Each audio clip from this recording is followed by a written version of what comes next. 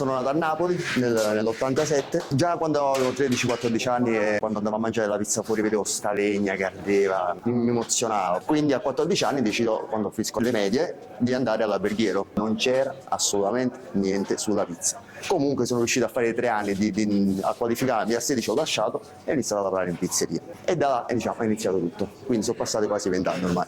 Questa è la pizza zuccotta, quindi c'è una base di crema di zucca fatta da noi in casa, provola di bufala affumicata e dopo cottura gli mettiamo un tarallo napoletano che facciamo noi in casa.